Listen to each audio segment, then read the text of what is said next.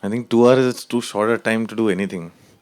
So what we can do is you ask me questions and I'll answer. And in the process, you ask me all sorts of questions and I'll answer them. And in the process, we see where it goes. Because 2 hours is too short a time to say anything. I don't really need to introduce you, but No, no, this it's is okay. Anurag Kashyap, and we all know him for having done the script and dialogues for various films and also for his own films, Punch and Black Friday. And he's working on his next film, finishing almost, isn't it? Nice finished. I've So also got you one. You can play this. The kind of we can we begin with can. a breather. It's just a rough promo of no smoking, which nobody has seen. So it's a kind of a theatrical I won't. set to music, which is not the final music. It's just that reference music. So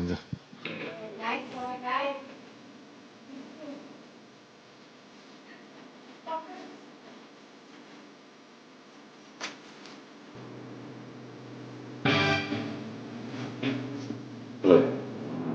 Okay. Just तुम bathroom में cigarette क्यों पीते हो? तो bedroom में piece होती है। तू सिगरेट बहुत पीता है। मेरी बात मान तो तू भी छोड़ दे सिगरेट। मैं कुछ नहीं छोड़ता, छोड़ते वो जिनसे पकड़ी नहीं जाती। इस बार एनिवर्सरी पे क्या चाहिए? डिवोर्स। इतना बजट नहीं है मेरा। सॉरी के। What's learning your life got to do with smoking? जब भी सिगरेट जलती है मैं जलता हूँ। सिगरेट की तुम्हें इतनी बुरी तरह आदत पड़ गई है कि तुम्हें डर लगने लगा है कि किसी दिन नहीं मिली तो आग पे पाँव पड़ता है कम वक्त धुएं में जलता हूँ। एक कंपनी है रिहैबिलिटेशन प्रोग्राम कि एक बार जाके तो देख यार। मैं भी सिर्फ देखने गया था, सिगरेट छोड़ के बाहर निकला। समझाओगे? तुम आ रही हो? मैं आ गई। मैं जा रहा हूँ। जब भी सिगरेट जलती है मैं जलता हूँ। सिगरेट, गुटखा, बीड़ी, तंबाकू, भस्म चारों का इलाज है बाबा बंगाली के पास। मुझे सिगरेट नहीं छोड़नी है। क्या करोगे आप लोग? उन्हें पता चल जाता है कि उन्हें पता चल जाता है। यहाँ तुम धरती से नीचे उतर कर आए हो पाताल घर में। यहाँ मेरा कहा पूरा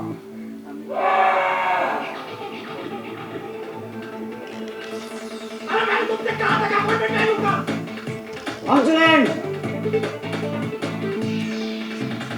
What the hell do you think you're doing?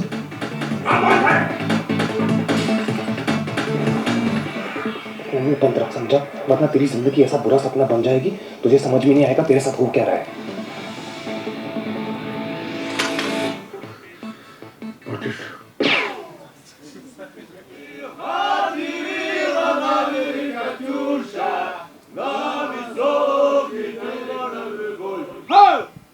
it's his born ultimate.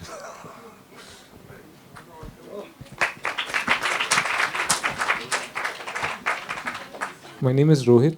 I have a question regarding the different roles of sometimes the scriptwriter and the dialogue writer in Hindi cinema is different.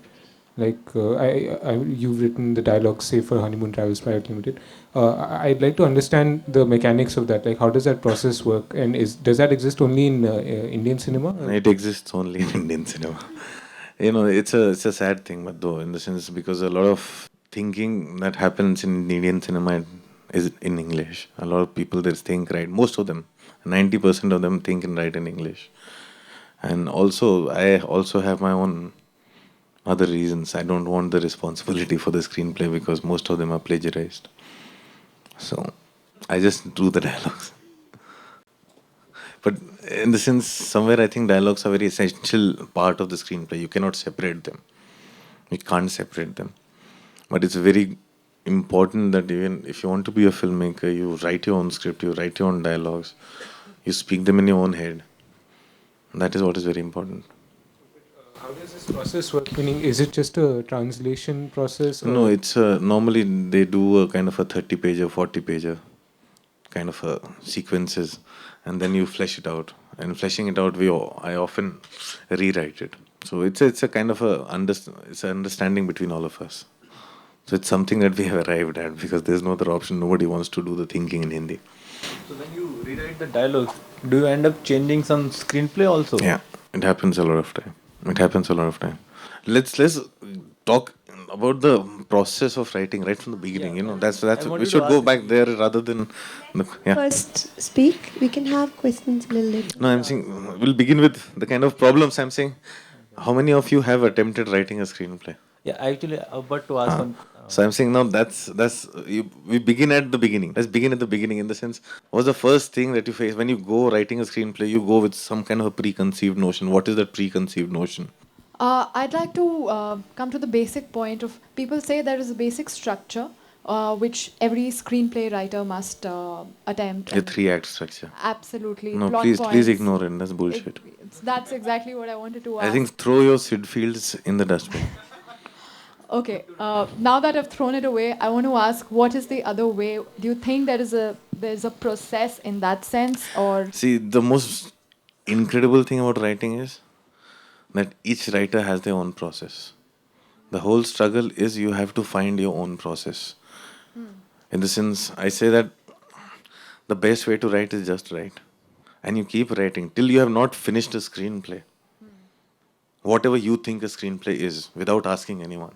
And till then, whether it might be bad, it might be pathetic, it might be good even, it might be anything. Till you haven't finished a screenplay, you wouldn't know.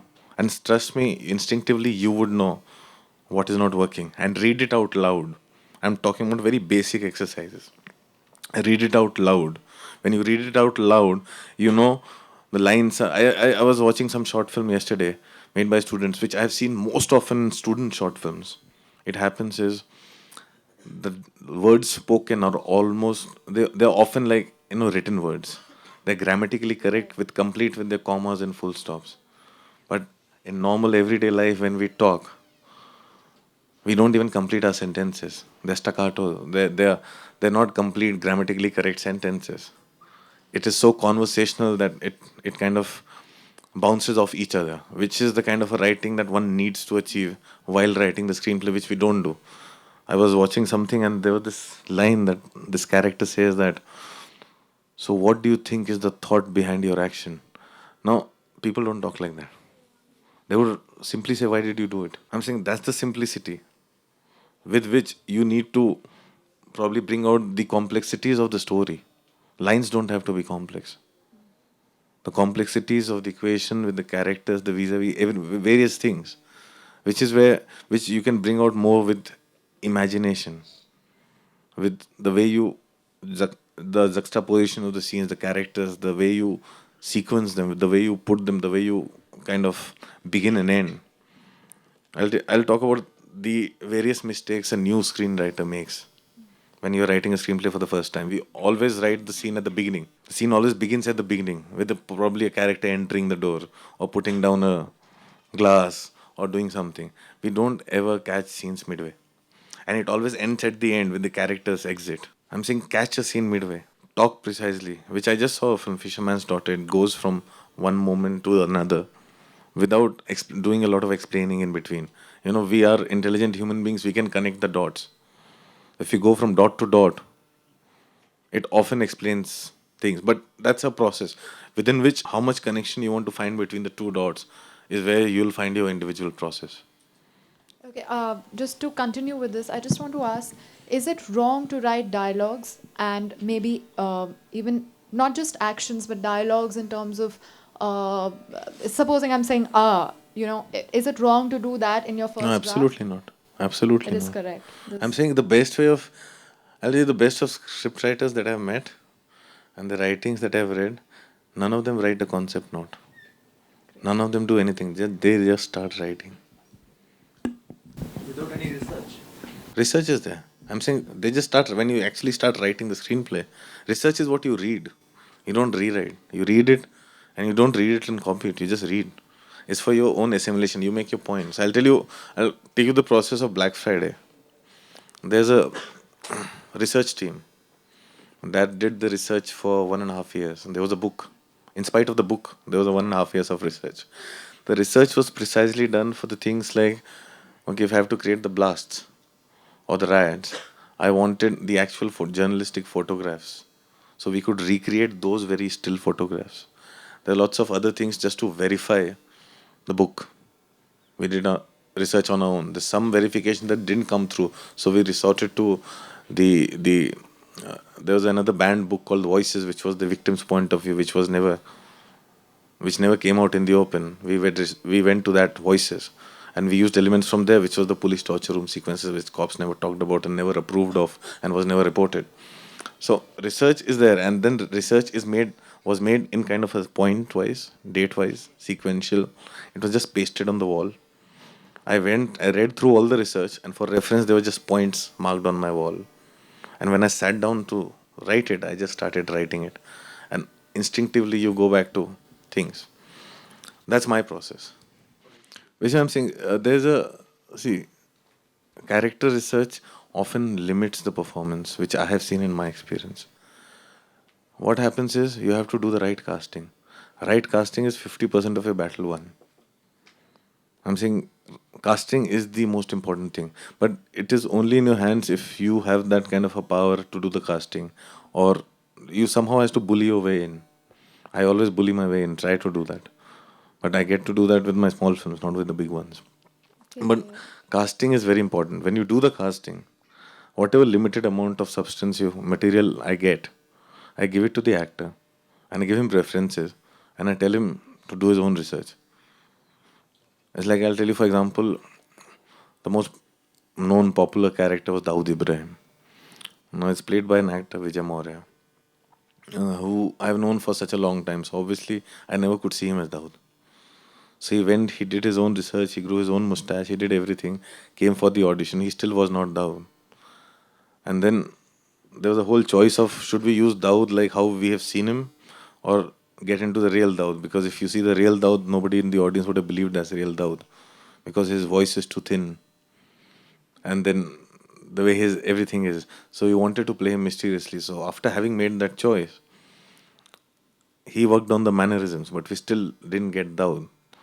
So there's a whole mixture of things to create a character. So it was Vijay Maurya's performance and his face, and it was Chandan Arora, the director's voice, that made Dawood. So those are things that we keep doing. So it's, when you put it down on paper, what happens in act, it's very important to understand the human mind for a writer or a director, the actor's mind. You have to understand, actor job is to be vain. It's his job to be vain. He has to be self-obsessed. Otherwise, he can't be an actor. So when an actor is vain, he works so hard that he'll limit himself. He limits himself, and he limits the scope of the film. So you have to keep him flexible.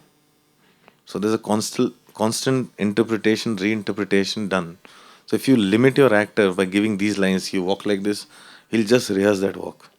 You tell any actor you have to be in a wheelchair, he'll keep rehearsing the wheelchair. By the time you'll come to him, he'll be moving around his wheelchair like a champion, but he won't know how to say his lines. I'm saying the effort, everything else goes away, because they want, in spite of doing all that, they also want to look good doing that. So that's something, that's a struggle that the writer or director has with the actor. So if you're writing a script just to sell it, then you write down your character notes, because most of the corporate people and everything, they don't function without the character notes. They will say, where are the characters? What is the character like? How would we know? Because everybody likes to know that 1 + 1 is equal to 2. Nobody likes that gray area in between. So if you're dealing with people like that, then you write down character notes. It's just to satisfy them. But deep inside, you should know that what your script is and what your characters are. Yeah. I want to ask a question. Yeah. Coming back to the screenplay, you said that everyone starts from the beginning.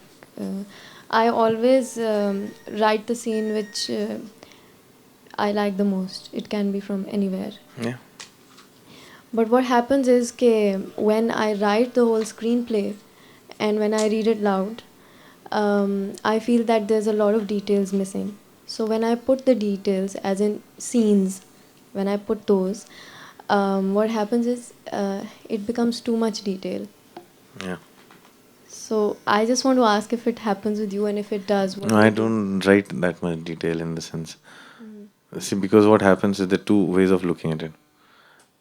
I either write for myself. When I write for myself, I don't even stick to the scenes I've written. I improvise. So I don't write the details. For when I write for myself, I don't probably go beyond first. I just keep jotting down points. When I'm writing for others, if I write too much details, the director will get confused because he has his own vision of things. So to allow him the freedom of envisioning the whole shot, you need not write the details. Because if you see read the best of the screenplays, they are not so much in detail. Nobody writes the details.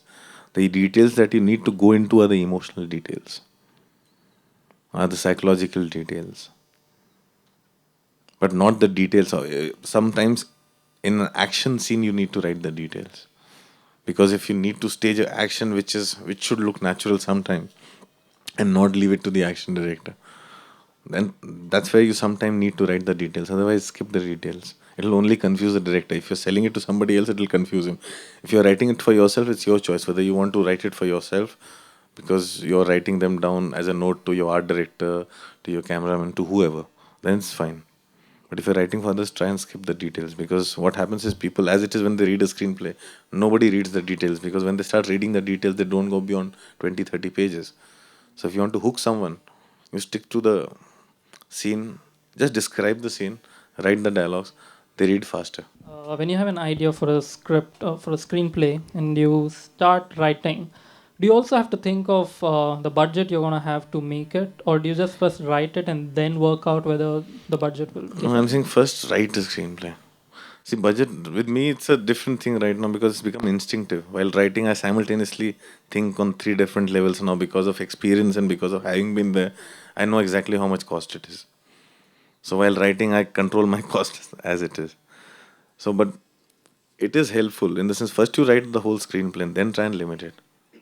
Then try and control costs. No, like if I'm writing and I suddenly feel that this scene should be shot somewhere abroad and it really fitting in creatively, but then there's no budget. So if you're aware of this, you don't write it at all, and you bring in creative changes. There are always options. I'm saying shooting abroad is not as expensive. You can create abroad right here in India. That's not a problem. I'm saying the expensive part is, I think largely the expensive that one faces is if you really, really need a set. If you really need a certain particular shot for which you need some kind of a complex rigging or equipment, that is when it becomes expensive. Like, I was doing No Smoking, there was a very complex accident scene. So just to save cost, do it exactly, we did the animatics. We did the whole scene in animatics, almost like an animation thing. And we realized the cost of one shot was coming to 25 lakhs. So we had to make a choice. Because go with an option or go with that. That is when we decided to skip that shot and do it simply. So often the cost is in those things. In trying to design a shot. That's where the expenses are. Coming back to Black Friday, I have a 2-part question. Firstly, the story of the film, it has quite a complex structure. So how did you handle such a structure when you were writing it, and what methods did you use? And the second part of the question is regarding the characters. Since there were so many different characters and an ensemble cast and all that, how do you make sure that each character is different and unique, or at least true to their character, and kind of lose yourself while writing them? Not because if it's just one person writing or 2 people writing, how do you make sure that every character is not written in the same way, or that you don't fall into that trap? It's often, every time I write a script, often what happens is most of the characters are written the same way. I'm saying people talk the same things sometimes, but they bring their own individuality to it when they say it. Well, if somebody has to say one particular line, 5 people will say the same line different ways. I try to leave that to the actor. I don't work on that until unless there's a specific character. Like for No Smoking, every character was very urbane. So I wrote them like that. They speak various languages. The conversational, there's a lot of spurt of English in it. But this Baba Bengali character, which was very earthy from back in somewhere in the north, for that character, after having written the whole thing, I rewrote those lines. So that was very specific because that was the actor who was playing it was a Gujarati. Plus, there was the specificity of the language that we wanted to use. I needed to write them. So I rewrote those lines. Rest I just left that to the interpretation of the actors, and we just got the casting right. In Black Friday, the structure might seem very complex, but it is very comfortable compared to the book. So what we did was we just took away the complexities from the book. Literally, what I did while doing Black Friday was the time I spent reading the book, I just kept taking out elements that I don't need in the film. And we just had these individual stories. There were like 6, 7, 8 episodes that were written individually. And then later on, it was decided that we'll end the film where we begin, and then we rearrange them. So with a film like that, what I often do is I write individual sections. Black Friday was written as individual sections, though it was written one after the other, but individual sections, and then they were rearranged later on. Once we knew that, after that we sat down and decided that this is where we'll begin and we'll end here. Because a film like Black Friday can't have a structure. It often doesn't have a structure. And it's very difficult. There's a film that I saw recently, I think it might be releasing or must have released here, Zodiac. Now that is a film that has a very spans over a period of time, goes from 3 different point of views, and still is telling one story. And they've done it pretty well. And they don't have any kind of a structure to it. They just tell it in a linear fashion, from the beginning of the story to the end of the story. And that was done pretty effective. And after watching that, I thought maybe I could have done Black Friday that way. But my problem while doing Black Friday was, if I begin at the beginning of the story, your blasts come right in the middle. And then the investigation that is not ended. So there's no ending to the story. The court case is still going on. It would have left you incomplete. If I begin with the blast, one needed to go into the backstory, but somehow structure it in a way where it comes back to the blast. Many people have also said that, and I often agree with them also, it would have been very interesting if it would have left the story incomplete. If the ending was incomplete, maybe people would have thought more. And I also agree with that. So there are various ways of how you look at it. At that time, it just seemed that to tell this story, and because we are pitching it into an Indian market, where in the first place people will be too shocked with the kind of film that it was. So try to reduce that thing and go step by step. So those are the choices you make at that given time. There are various ways of interpreting Black Friday. It could have easily been from one Basha Khan's point of view. It could have been from the cop's point of view. It could have been probably from the victim's point of view. There are various ways of approaching Black Friday. So we spent 6 months at discussing that, what we want to do. So this is what we arrived at, which was less complex than the book. Once you have written your screenplay, how do you analyze it? The tempo? I bounce it off. I just read it to my writer friends. Normally people don't share the scripts, but I think that's a very exercise of an insecure writer. I call all my writer friends and we sit around and I just read it out. The bear is on me and we just see how everybody reacts. So for me, it's very difficult to analyze your own script. In the sense, unless the outside point of view has not come in. Because we love everything, because while writing you live it. Because you've lived it, you see, nothing seems to be wrong with it. So when the outside people come in, there's a discussion, debate, and that is when you're able to look at your script objectively. You need to detach yourself. Unless you don't detach yourself with your own work, it will be very difficult to analyze it. So for that, everybody has their own exercise. My exercise, I bounce it off my writer friend. Yeah. Hi. I want to know, from your point of view, whether you're writing or directing, where is the line between inspiration, taking inspiration from other directors and filmmakers, and plagiarism? And that's a very interesting question. See, I'll tell you what we practice here is blatant plagiarism, normally. Inspiration is what I would say is, Meera and I must have seen Buñuel's Los Olvidados, and she made Salam Bombay. Now that's inspiration. I'm saying you see a film and something in it kind of triggers off a thought in you.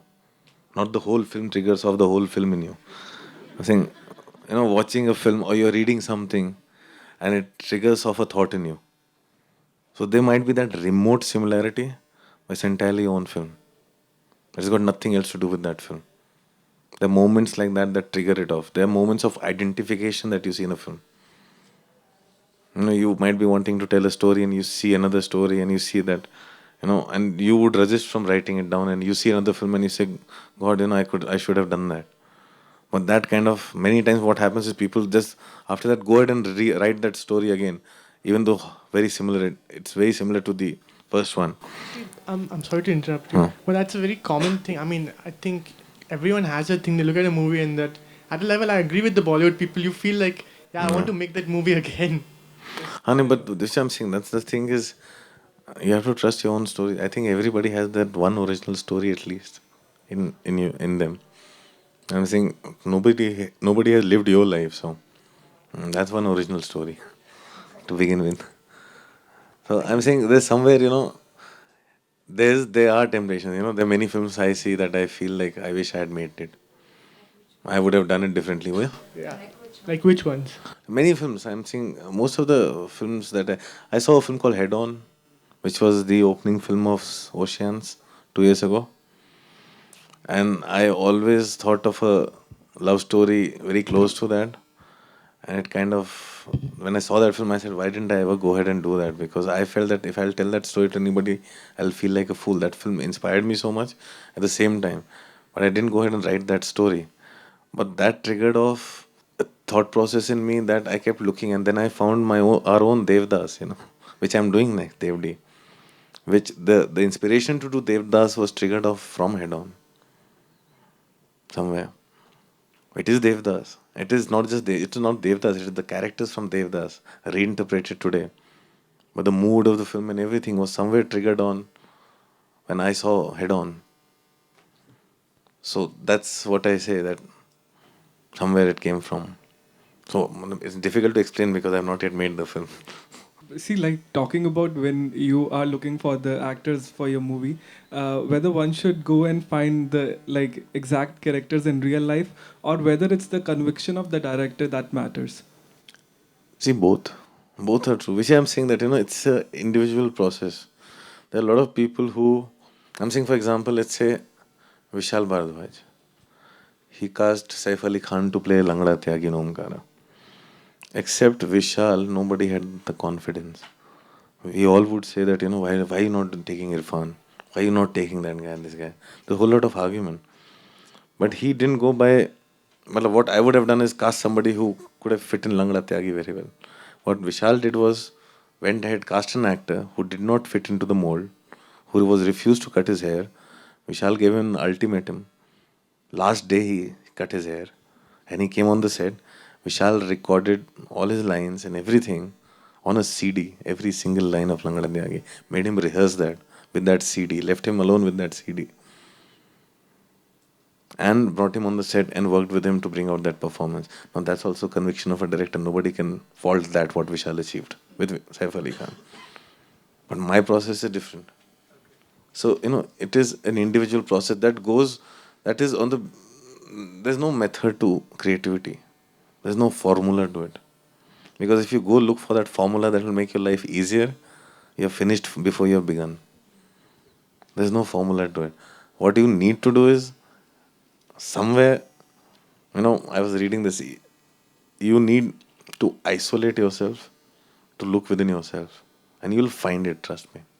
You'll just find it. It'll just come to you sometimes. It just comes to you sometimes just like that. But you need to really look for it. And everybody has their own process. There's no formula. There's no mathematics to filmmaking. There's no mathematics to writing. And stop looking for mathematics. Sid Field, what it does is makes you feel, okay, you can write. That's all he does. So throw Sid Fields into the dustbin. I'm Abhishek. Yeah. Yes, I have three separate questions, three different questions. First question is, do you think the story is important first, or do you think character is more important? That is my first question. I'm saying if you see Taxi Driver, it's a character-driven film. If you see, say, some other film, I don't know, for example, most of the films, they're story-driven. And if you see a lot other films, like if you see a lot of films of, say, filmmakers who are very the auteurs. If you see films of Wong Kar-wai, you see films like that. Yes. It's cinema that's important. It's the mood. He experiments with hell of a lot of things. He's neither character driven nor story driven. He's driven by various things that he sees. Sometimes with he's largely driven by mood more than anything else. So it depends. It's again an individual choice that one has to make. I'm saying first thing, you need to know what you want to do. Even if you want to go in without a story with a camera, you need to know that too, that you're going in without a story with the camera. But A for lot of your- filmmakers do that too. But for your process, do you think of the characters first and then proceed with the screenplay, or do you think of the story first? No, my process is often very impulsive. The beginning of it is impulsive in the sense it's often on an impulse I think of making a film, and then I kind of nurture that impulse. I stew it. Like No Smoking, I thought of the idea 8 years ago. It got sparked off because of one story that Ram Gopal Verma was telling me on the sets of Satya. So I thought that's an interesting idea, but it was very incomplete. So he told me a 2-minute story. And that played in my head and played in my head. Then finally, I just wrote down the points on the paper, not even points. I narrated it on a tape too. I narrated it to one of my assistants. Said, this is what I have in mind, I'm narrating it. And he recorded it on a tape. I said, just write down whatever I am saying. They wrote it down, it came to some around 20 pages. I roamed around with that 20 pages to everybody. And finally, when I got together, my producer and my actor was based on those 20 pages. That is when I sat down and wrote the script, which was last year. Actually, that was my third question. I just saw the promo of No Smoking. I was instantly drawn to a story that I had read sometime many years ago. Is it, maybe Mr. Ram Gopal Verma has been inspired by an English story before. Do you think so? Mr. Ram Gopal Verma, much later on, I'll tell you also exactly. He told me that were you making that film, and this is that novel called Different Seasons or something by Stephen King. There's a short story called Quitters Inc. That's what he told me. And after having made the film, I showed him the film and he said, no, it's not that. And then one thing that I refrained from doing is reading that story or whatever. So if that is what you're saying, that this is what Ramu told me. But this is because it was an incomplete story, a 4-page story or something. So which is why this goes into its own space. So which is why the film is there, Hi, I'm Supriya. Yeah. I wanted to share something related to script. Like I worked upon 2 movies till now, and I just made my college graduation movie. What I did was there was this particular character always in these 2 stories came into my mind, and then what I would do is write certain moments what he or she will go through, and then some basic idea of story will come. The story wouldn't come, like at first go, the story doesn't come. The characters start coming, and then I would just write the moments he or she I would like them to go through, and then shoot it, and during the editing would decide where to exactly place them, and then the story comes out.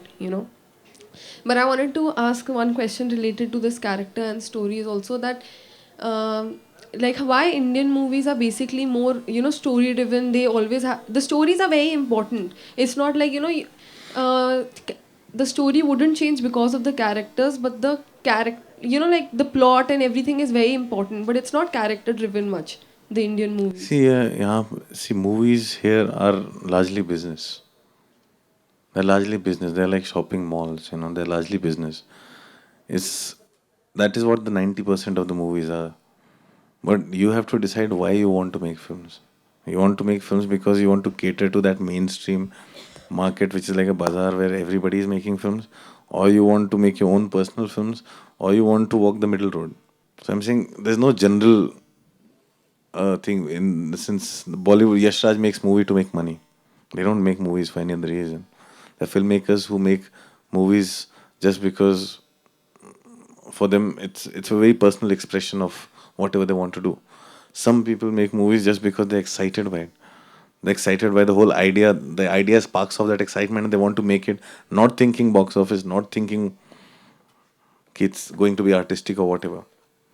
Or it's for a purpose. They just do it because of an excitement. There's a whole lot of reasons why people make movies. So you need to find your reason to make movies. There's no general thing. For me, if you talk the various movies, 5 I made out of anger out of my anger against the industry. Because I was angry with this whole thing, because why can't we work without stars? Why can't we work? So I made a film thinking I'll make a film with everybody who's a first timer, the cast and the crew, and none of them had done films before. Nothing is definite, and that is what is most exciting thing about it, is making films or any creative process.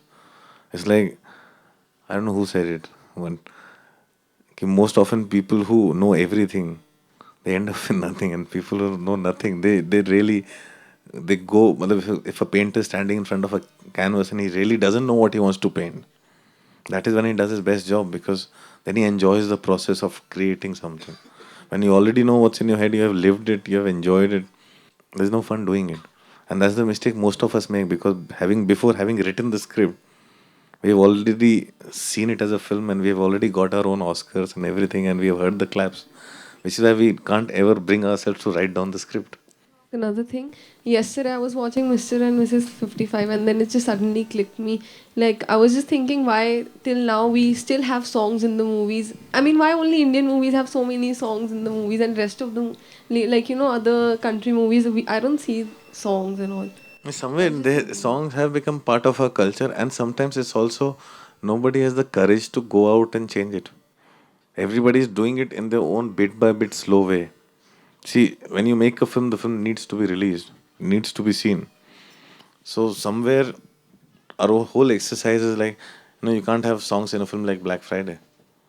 But if you don't have songs, you don't get promotion in Indian channels, because if you have songs, then you get free promotion. Otherwise, promotions cost a lot. For a low budget film, can't afford promotions. They often try to go for free promotions, which is why you'll often see low budget films have these songs which are done by various new groups and new albums who would often, because they want the song to be in a film, they will also do it for free. It's a thing that it's like, friend, yeah, I need a song to promote my film. One guy, somebody who does music, who says, yeah, I need to find a way in. He wants to break in, he'll give you a song for free. That's how we often do. Because here, what happens when the film is releasing, the promotion is not done if you don't have songs. You can do promotions for a songless movie when you're in a position to do that, when you have the money to do that. It's a big budget film, which is why Black was a big budget film. It had no songs, but they could afford their own promotion. So it's often various other factors which are outside of a script. But which is what I'm saying, which is why it's more often now that you see the whole new generation that doesn't agree with that. They want to change things, which is why it's actually a very exciting time to be a filmmaker in this country. Because the other voices are being heard, the new kind of film, new people are coming in and changing cinema. The more you stick to your guns and not do what has been done since the centuries and everybody has been doing, and not go and do it the Yash Raj way and everything, do it the way you feel like doing it. That's when cinema will change. But what happens is people go there, they lose the courage, and they become part of the system. So that's where you need to draw a line, I think, which is what has become more important than writing and making a film, is to find courage, to stand on your own. And you get bothered by it, change it. I'll stand up and clap for you. My question is, how did you get your first break? And could you tell us a little bit about the years before that first break? I got my first break. Yeah, how did you get it? I think the most important thing is you need to give a break to yourself. And in the sense, you have to allow yourself to go out and write the way you want to do it. And your writing will find you your break. That's how it happened. For me, I was just writing out of habit. I wrote my play, which led me to a short film. And I made choices that were very radical at that time, in the sense almost suicidal. Since I wrote my play, which became very popular, it was an 8-page play, small play. And then I chose a short film called Auto Narayan. I was writing dialogues for that because I had an option. I wrote a film called Nagarajan, which was supposed to be directed by Kamal Sarup. He's a director that we all revere, but not many people know here about. But that film was supposed to be made by another film, after another film. It was a series of films being made on the crime cases of India. But Nagarajan was supposed to be made after Auto Narayan, and they could not lock the script. My script was locked. I was desperate, why don't you start shooting this? They could not lock the script, and they had a shooting date the next morning. It was like in the evening, 7 o'clock, we were sitting, they have not locked the script. They have no money, it's a low budget film. And we start shooting tomorrow morning, we don't shoot, we don't make this film. If that film couldn't have gotten made, my Nagarajan wouldn't have gotten made. So I took it upon myself. I said, okay, fine, you guys go home. I'll write the script all night. You'll come in the morning and you'll find the complete script. I sat there, I wrote all night, I finished the script till morning. And I slept in the office. They came, they read the script, they locked the script, they went and shot, and I was sleeping in the office. That's how I got my first break. I took a chance. It was purely, they could have thrown it back on my face and never could have trusted me. But you take a chance with your reputation, you take a chance with everything. That's how I got my first break. And then Otto Narayan got made, Nagarajan never got made. But that Otto Narayan is what Ram Gopal Verma saw, and he offered me Satya. But before Ram Gopal Verma, Mahesh Bhatt saw that short film. And UTV saw that short film. So they offered me a TV series, which I started doing called Trikal. And then Plus Channel offered me a job where I was writing 3 films for Mahesh Bhatt and a TV series. And they offered me a paycheck of 2.5 lakhs a month when I was 20 years old. And Ram Gopal Verma at the same time offered me Satya. He said, I'll only pay you 10,000 for 10 months. After that, I don't pay you. I don't know how long this film will go on. So I dumped that job and took Satya. Which is why my whole family got very upset with me. He said, 20 years old, you're getting a paycheck of 2.5 lakhs. You don't do that. And Satya went on for 2.5 years. The last 17 months, I did not get paid. So you often have to make choices. What I see in most of the people today, I meet people outside. They said, what do we do? We want to write. I always say, come to Bombay. And they say, but where will we stay? Now, that's a problem. That's a fear you need to get over. Either you're so driven by your desire of what you want to do, that these things stop existing for you. You don't care about where you stay and what you eat. Because I'll tell you honestly, I went to Bombay with nothing. Not one day I was hungry. Not one day that I feel like, God, what a miserable life I'm living. I had fun. I had a lot of fun. So you just need to let go of that fear. You just mentioned that you always tell the prospective script writers to go to Bombay. Why just Bombay? Why can't we sit in Delhi or You can any do that. other part of... Do it. But most of them want to be part of the mainstream. That's why I tell them, come to Bombay. I know most of my good writer friends, they sat down here and wrote it. Jaideep Sani is from Delhi. Dibakar is from Delhi. Dibakar even made his film sitting in Delhi. He didn't even come to Bombay when he made Khosla Ghosla. So you can do it. There's nothing that you cannot do. But there's also a journey that they go through. He spent his years of advertising till he got into this point where he did that. Not a lot of people can hold on for that long. By then they give up and they don't live their dreams. So there's nothing that you can't do. You can sit in your remote village and be a writer. But then how do you get the break? Because, I mean... Which I'm saying that in the sense that, since you said that the industry is down there and then... I think give a break to yourself, which is what I keep saying. Dibakar gave a break to himself. Write a damn good script that nobody can ignore. Right now there's a contest going on in Bombay. Subhash Ghai has announced 1 crore paycheck for a write script. The thing is, you decide. There's no way that you can't do it. You need to sit down and write a script that nobody can ignore. Where you don't have to get up and convince, but I was trying to do this and but I was trying to do that. They read the script and they say, wow. There's an assistant of mine who has been wanting to make a film, and I kept telling him, write a script. And he was always like, I want to make a film with a star. I said, write a script. Give me a script, and if I like the script, I'll put you onto someone. He wrote 1 script, 2 scripts, 3 scripts. I kept rejecting them. And he wrote a 4th script, which I liked it very much. I said, it's a brilliant script, but no star will do it. And I will produce it for you. And he read the script and he met stars, and then he decided, I can't do it with stars. I put him on to other producers, and immediately they took him on. It was just the script. I never went and said, I believe in him. I did not have to say that. They read the script and they said yes. And UTV is producing that film now with a television actor in the lead role. So that's why I'm saying that. It's the script. Write a script nobody can ignore. It has to be effective. It has to be engaging. It doesn't have to be mainstream, or it doesn't have to be this or that, anything. I'm saying what you were trying to do or say in the script needs to come across in a way that it affects the one who's reading it.